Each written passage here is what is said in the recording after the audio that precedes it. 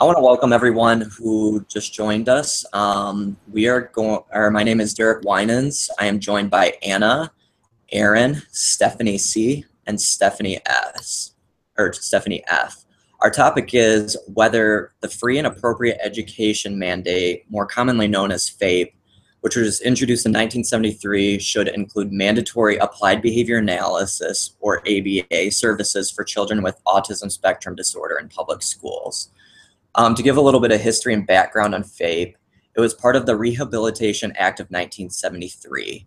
It was developed to give children with disabilities the same rights in receiving a free public education suitable to their needs as their typically developing peers.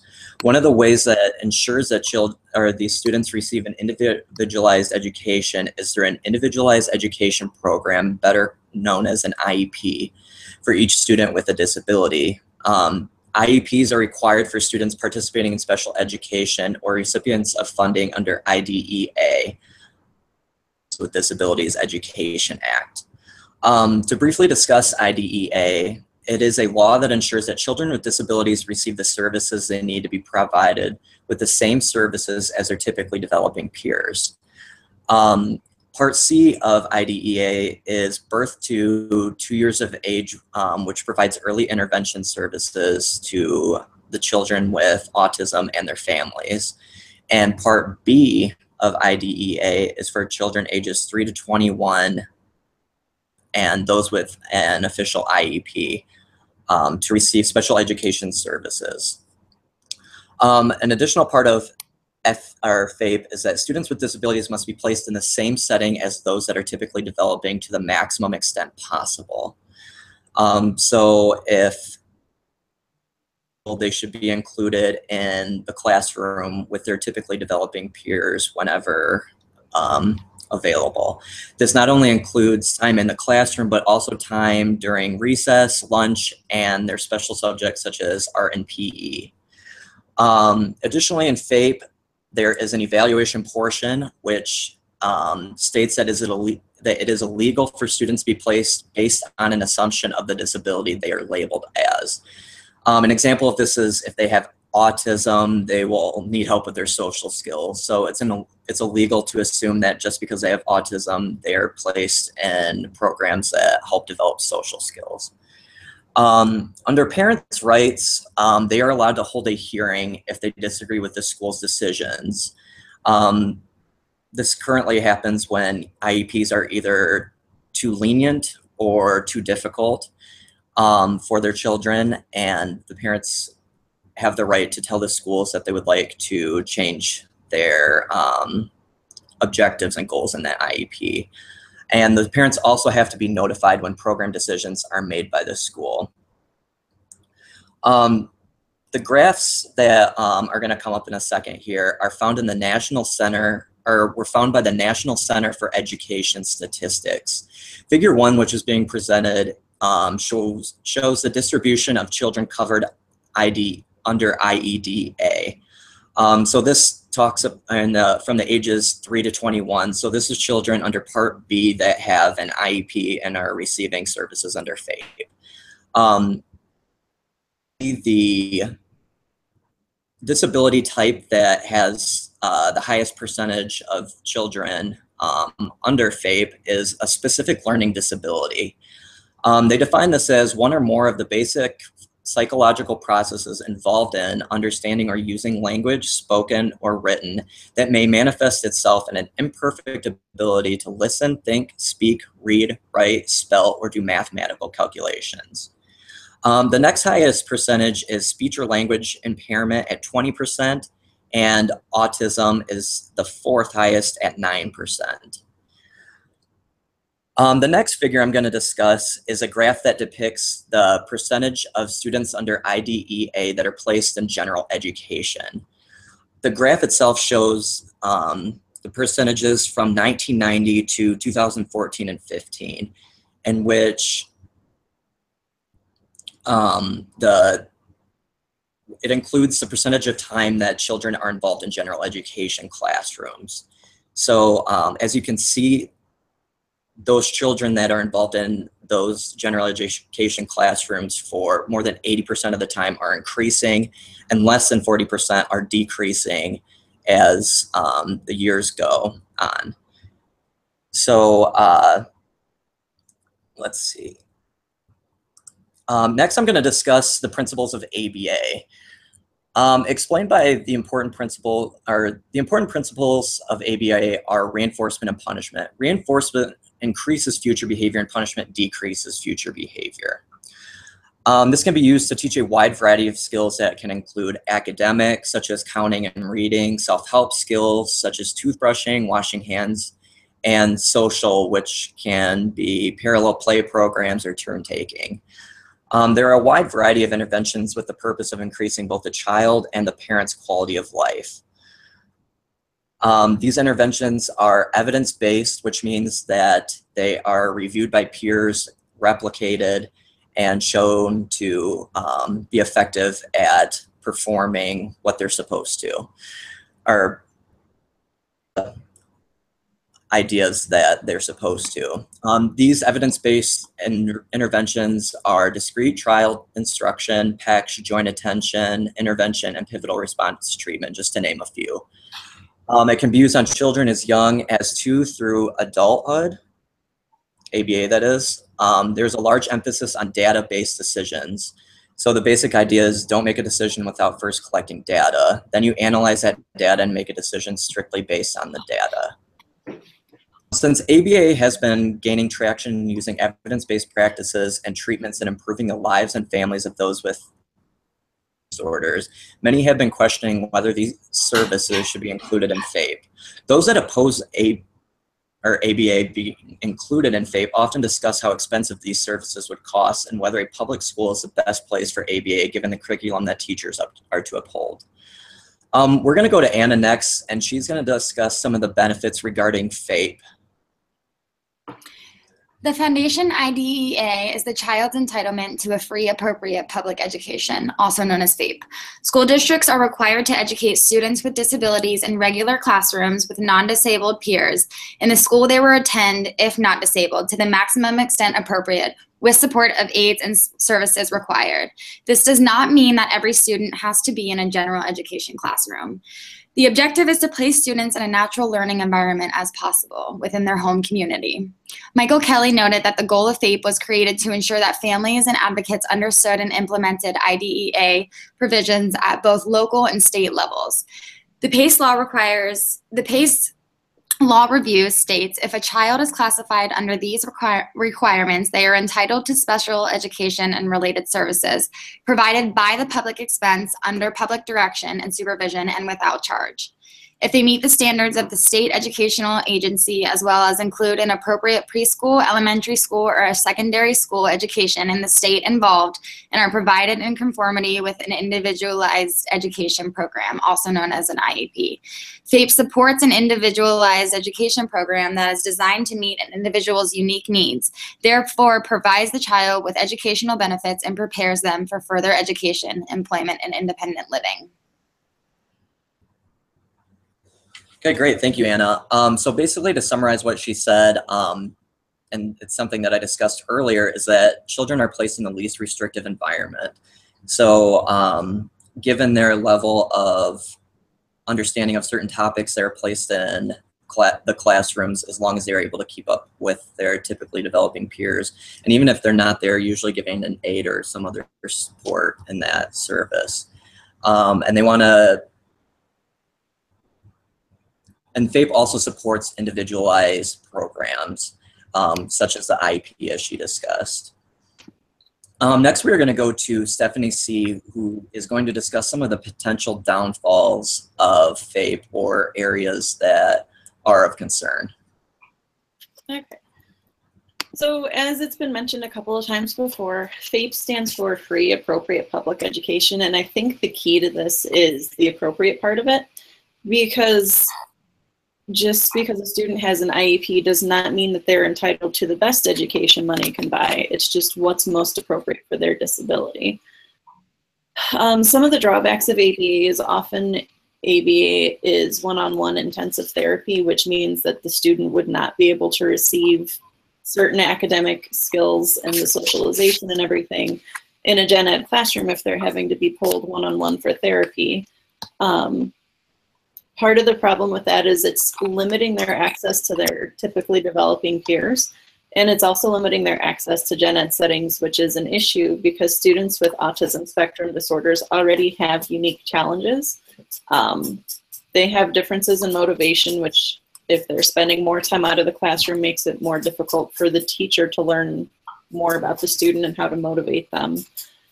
A lot of students with autism spectrum disorders also have a decreased or absent background knowledge and skills to benefit from typical learning environments. It varies from child to child, but they also have an uneven profile of strengths and weaknesses. And again, pulling them out of the general education setting kind of limits their access to peers and the academics. And a lot of times these students have challenging behaviors that interfere with learning and socialization, which again makes it difficult for them to be placed in the general education setting as much as their typically developing peers. Another thing about the least restrictive environment part of it too is that it's to the maximum extent appropriate, and obviously that's going to vary from student to student depending on the severity of their disability. However, as a result of the court case Harmon versus the Loudoun County Board of Education, mainstreaming is not required when the marginal benefits are outweighed significantly by the benefits that could be obtained in a separate instructional setting, whether it's a self-contained classroom, an outside facility, a separate school, or residential placement. If the student is a disruptive force in the general education setting, mainstreaming is also not required. And students with disabilities would not receive educational benefit from mainstreaming, then that's another time that mainstreaming that student is not required. So that's what I have for that. Okay, thank you for discussing that. So I think a lot of the takeaway points are that I really like how she discussed how just because, or the appropriate part of free and appropriate education, and that just because they have an IEP doesn't mean that it's the best possible education for them. And that's why part of the FAPE discusses how there is parents have an option to dispute those claims or dispute what is going to be covered under the IEP. Another thing I think she talked about that was important was that children with autism spectrum disorder and other learning disabilities may have challenging behaviors that can inhibit the learning of other students. So those are two important things that I think she discussed. To switch directions a little bit, let's talk about some of the benefits of ABA. Stephanie F. is going to discuss some of the benefits that ABA can have in schools. There are many resources available that support various therapies in terms of reducing the presenting symptoms of children with developmental disabilities. Research often points to applied behavior analysis, or ABA, as a safe and effective therapy for children with behavioral, social, and communication difficulties. In order for ABA to meet qualifications of effective therapy, according to Zane, Davis, and Rossworm, there must be a proof of an operational definition of terms, an experimental design, control groups, validity of assessments, and replication of findings. Based on these criteria, ABA is proven to be an effective treatment for individuals. When looking at providing interventions for clients with developmental disabilities, we must look at the individual's needs. Often these needs include academic domain-based targets. Zakor, Ben Ittrich, Rabovich, and Locht compared two interventions and their effect on improving a child's social, communicative, and cognitive deficits. The two interventions that were compared were eclectic development and ABA. Eclectic therapy often includes a combination of TEACH, or treatment and education of autistic and communication-related handicapped children, sensory integration therapy, and non-intensive ABA methods. Researchers found that the ABA approach that utilized discrete trial treatment, defined learning goals, matched trialing, prompting, and reinforcement strategies significantly improved the client's communicative, social, and academic deficits. However, it is often the case that academic improvement is not the greatest need for our clients.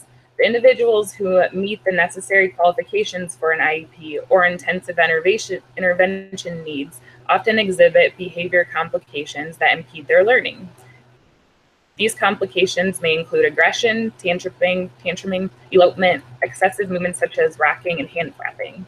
Children with these complications may benefit from ABA strategies to reduce competing behavior and increase on-task behaviors, which will ultimately encourage skill acquisition. According to Zane, Davis, and Rossworm, there has been an overall increase in behavior intervention and modification plan options outside of ABA. A popular alternative treatment is sensory integration therapy. The use of techniques such as deep pressure, weighted vests, and brushing the parts of the body found in the sensory integration intervention model claim to have a calming effect conducive for encouraging an increase in on-task behavior. The researchers reported that nearly 80% of occupational therapists use treatments such as sensory integration in their weekly interventions. These treatments, however, failed to find empirical support. These interventions violate the core ethical principle of pursuit of excellence. This principle states the role of the behavior analyst in keeping up to date on the latest research within our specialty, incorporating the most up-to-date and research-proven methods and procedures of our practice. Applied behavior analysis is based on the daily analyzing of an individual's data and graphs to make data-based decisions that ultimately increase an individual's independence. A failure to use research-based interventions also violates Ethics Code 2.09a. This code deals directly with treatment and intervention efficacy. It states that the clients have a right to effective treatment, meaning research-based, replicated, and individually adapted to meet the needs of the client. In order to be considered effective, these treatments must be proven to have both short and long-term benefits to our client. ABA is research-based and is individually modified based on a battery of assessments used to analyze present levels, areas of need, and methods in which to accomplish these projected goals, making it a statistically sound intervention plan. An additional benefit of ABA treatment techniques is the varying level of intensities available. ABA assumes that the more intensive treatment hours a client receives, the more beneficial the outcomes. Howard, Sparkman, Cohen, and Green analyzed the effects of 3 treatment approaches on autism spectrum disorders. The 3 treatments were intensive behavior analytic intervention, public education classroom intervention, and a non-intensive public early intervention program. These 3 treatments varied based on level of hour intensity and ratios of student to staff. The intensive behavior analytic intervention was a ratio of 1-to-1, with clients receiving anywhere from 25 to 40 hours of intervention per week.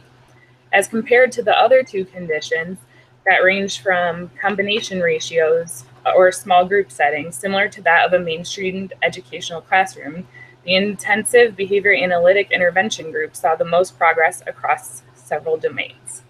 I'll pull up a graph to show this.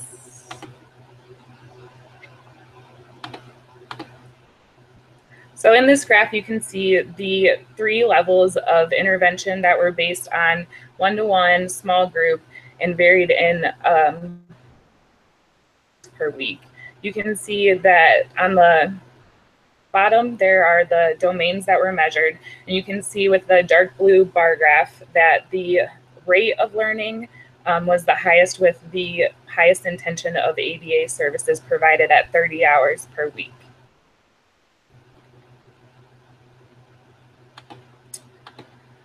These domains that were assessed included cognitive skills, nonverbal language skills, receptive and expressive language skills, communication, self-help, social, and motor skills.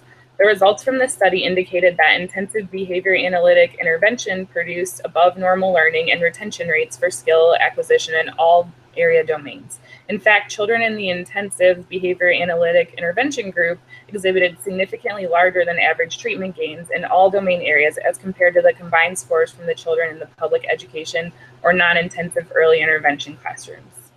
The outcomes of intensive behavior analytic interventions and treatments that are considered standard interventions, meaning consisting of resources in the community that are provided by typical school-based smaller education classrooms have been compared, and results indicate that those individuals who received the highest level of therapeutic intensity and treatment hours showed the most significant improvements throughout all domains. Zane, Davis, and Rosworm's study suggested that time and money spent on intensive behavior-based interventions ultimately resulted in lower costs for supporting individuals throughout their lifetime.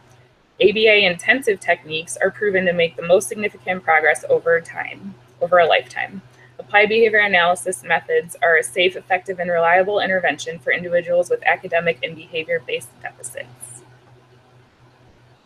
Awesome. Thank you for sharing, Stephanie. To summarize a little bit about what she said, at the beginning she talked about ABA being safe and effective, effective being a very key point in ABA in which constantly using evidence-based practices, which I briefly discussed earlier, which are research methods that were implemented and then they can turn into interventions that can be used for challenging behaviors or teaching children with disabilities such as autism different skills. Another point that she discussed was that in the eclectic development versus ABA study, the ABA improved academic skills. And although that's not all that we should be looking at it to improve with children with disabilities, I thought it was an important thing to note. She briefly mentioned the pursuit of excellence, which is directly tied to having evidence-based procedures being implemented for children with autism. Okay, so that was a brief summary of what Stephanie had to say. We're gonna go next to Aaron, who's going to discuss some of the potential downfalls of using ABA in a school setting.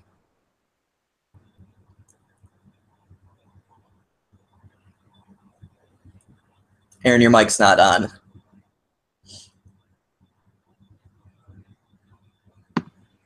Okay, I on the other hand, Right, I'm glad we could get that fixed. Sorry about that.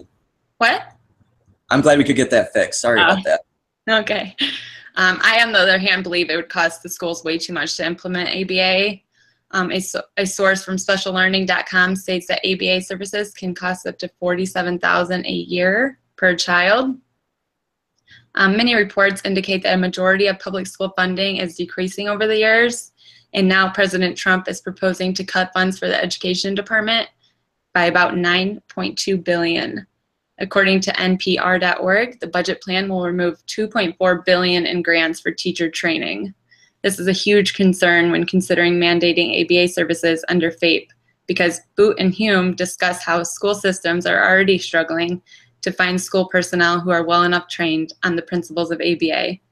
If schools are receiving less funding to train teachers, then how are we going to expect that schools train staff on to effectively implement the principles of ABA and ensure that treatment is being implemented with fidelity?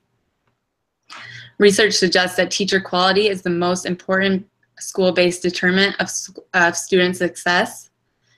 With the planned school budget cuts and the high cost of ABA, this would cause a huge financial problem. If we add ABA, we will be taking away funds that need to be used for different areas within the school, and I cannot see this as being effective. However, Boot and Hume do provide school systems with 3 possible suggestions to ensure that students will receive effective ABA treatment. But with these suggestions come some cons. The first suggestion they offer is to have service providers pursue certification as a behavior analyst. This requires service providers to have a master's degree, 1,500 hours in supervision in the field of ABA, and the completion of the BCBA exam. This would not be a feasible solution because it's a long-term solution and would take nearly 2 years to complete. The next solution the authors offer would be to provide 5 days of intensive training to public school staff through the use of lectures, role play, and application with students. This sounds like a great idea because it would cost far less than becoming a BCBA and would be less time, but how well would these staff be really trained? ABA is intensive, and 5 days of training does not seem to be effective, in my opinion. The last solution for the public schools is to hire contracted contracted BCBAs to serve as consultants. This is a very pricey solution. As this chart that you are about to see on the screen demonstrates, this shows what a company is charging for BCBA consultation in the public schools. If you go under the BCBA section and over to case supervision, you can see they're charging $175 an hour, which leads back to the public school funding issue. And that's all I have on that part. Okay, thank you so much, Erin. To briefly summarize what she said, the cost of implementing ABA into schooling would be around $47,000 per year on average, which is a quite staggering statistic, especially when the funds are being cut by the current by $9.2 billion. Some of the solutions they suggest as far as being able to implement ABA into a school setting are the BCBA requirements, which is too long-term and too costly. The training, which is good in theory, but how good is the training that they would be receiving? And to hire consultants, which would be an incredibly expensive solution as well. We have our first question coming in from Twitter, which is, I'm going to direct this to Erin. What responsibility do schools have to properly train school personnel and the principles of ABA? I know you briefly just discussed this, but if you could answer this question from one of our listeners, that would be great. Absolutely. So it is the school's responsibility to ensure that all staff are well enough trained in the principles of ABA. If ABA is going to be implemented in the school systems, the school should provide the intensive training to the staff. And like Boot and Hume mentioned, 5 days of intensive training should be, they recommend 5 days of intensive training to provide to the staff through the use of lectures and role play and application with the students they would actually be working with. Or they can also, like we discussed, hire an outside company to come in and train the staff and serve as consultants throughout the year and come in and check on how the student's progressing. Thanks for giving us an answer to that question. We have another one coming in, which is ABA therapy that can be used on typically developing children, or does it only work for children with disabilities? I'm going to actually field this question and give it a shot, since I briefly introduced these two topics earlier, and it can work for all children. It uses the core principles of reinforcement and punishment to both increase and decrease the future occurrences of behaviors. And it also uses interventions such as token economies and group contingencies, which are two techniques frequently used in ABA and also used in the classroom as well. So children of all ages and from the core principles used in ABA. I think we're going to try to do 2 more questions coming in on our Twitter account. The next one is for, I'm going to direct towards either Anna or Stephanie C., which is, when providing ABA services in a school setting, can a student still receive educational instruction to the maximum extent possible? If one of you could field this, that would be great. I can do pros of this question. Participation of students with autism in a general education environment is often called mainstreaming or inclusion. Inclusion does not mean placing a student with autism in general education just like a typical learner. A variety of supports are provided to create a successful environment and experience for everyone involved. IDEA provides a team approach to planning and placement decisions so that the objectives of all members of the team can be considered. Careful planning and training are essential to provide the right modifications and accommodations. Supports might include a specially trained classroom or one-on-one paraprofessional, altering testing environments or expectations, adapting curriculum or visual supports, or adaptive equipment. So those are some pros to that question. Yeah, and some of the cons are just some of the things that I mentioned earlier. Obviously, the IEP is individualized for each student, so I think it varies by student. And a lot of it just depends on what is appropriate. As I mentioned earlier, talking about FAPE, students with autism spectrum disorders already have unique challenges that can make learning difficult for them. And if ABA services are provided in school, again, a lot of times it's intensive one-on-one therapy that would require the student to be pulled out of the classroom for a certain amount of time, which means they're missing different social opportunities with their non-disabled peers, plus any academic instruction that would be taking place during that time. Okay, great. I want to thank you two for answering that question. Our last question is also directed towards you guys, and I'm hoping you can answer it. The last question we're going to ask tonight is, what is the goal of FAPE? Okay, so the goal of FAPE is to provide a free, appropriate public education that consists of educational instruction that's designed to meet the unique needs of a student with disabilities and is supported by services needed to permit the student to benefit from instruction.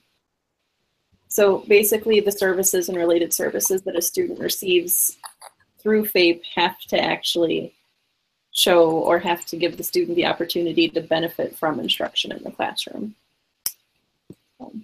Okay, great. Do you want to add anything, Anna, or are you? I think she covered it. I'm okay with all that. Okay, great. So to kind of wrap up our discussion here, providing ABA services as, which is the opinion of this news, should be mandatory under FAPE. Even though there are considerations such as least restrictive environment, cost, caseload for BCBAs, and training of school staff, the benefits for providing these services to students with ASD far outweigh the cons.